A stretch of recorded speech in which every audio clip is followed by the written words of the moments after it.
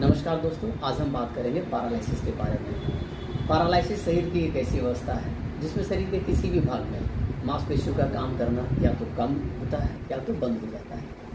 अब इसके सामान्य लक्षण के बारे में बात करेंगे तो हाथों या पैरों में कमजोरी, इसमें दोनों हाथ हो सकते हैं या दोनों पैर हो सकते हैं, या एक तरफ का एक हाथ और एक पैर हो सकता है। चलने में कमजोरी, सुन्नापन होना, मुंह का टेढ़ापन होना, आवाज़ ना निकलना, बोलने में कठिनाई होना, चलने में असमर्थता होना, और कभी कभी केस में देखते हैं यूरिन का अपने से पास हो जाना, उस पर कंट्रोल नहीं होना, और इत्यादि कई ऐसे लक्षण हैं। बात करेंगे पैरालिसिस के प्रकार के बारे में।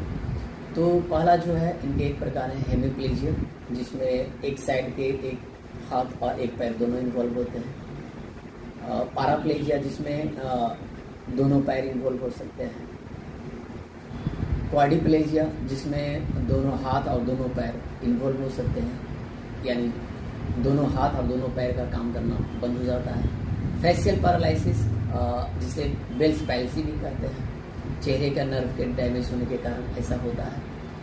और मोनोप्लेजिया, कोई एक अंग, एक हाथ या एक पैर, कोई एक अंग जो है काम करना बंद कर देता है, उसमें कमजोरी आ जाती है। इसके कारण का बात करेंगे तो जैसे ब्रेन में चोट लगना, या ब्लड प्रेशर हाई रहने के कारण ब्रेन हेमरेज होना, या फिर स्पाइनल कॉर्ड में किसी तरह का चोट लगना, किसी तरह के इंजरी होना, नसों में किसी तरह का इंजरी होना, या विटामिन की कमी के कारण, तो ये इत्यादि और कई ऐसे कारण हैं जिसके कारण ये अवस्था उत्पन्न होती है।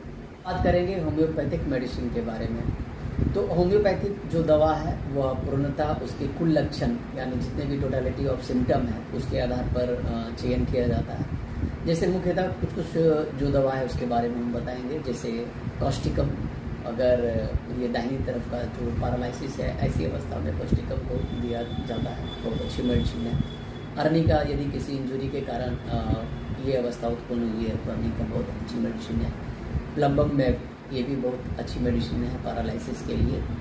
और कालीफोस, यदि नर्व की कमजोरी के कारण हुआ है तो कालीफोस को दिया जाता है, ये बहुत ही अच्छी मेडिसिन है। और कई ऐसे मेडिसिन हैं होम्योपैथिक में जो पैरालिसिस के लक्षण के आधार पर, यानी जो उत्पन्न लक्षण है उसके आधार पर हम एक अच्छी दवा को चयनित करके उसको दे सकते हैं। तो हमारा उद्देश्य है बीमारी एवं इससे संबंधित जो होम्योपैथिक दवा है उसकी जानकारी को आप तक पहुंचाना। और किसी भी दवा का आप अगर इस्तेमाल करते हैं तो सबसे पहले अपने पास के होम्योपैथिक चिकित्सक से जरूर सलाह लें, तब इसका इस्तेमाल करें।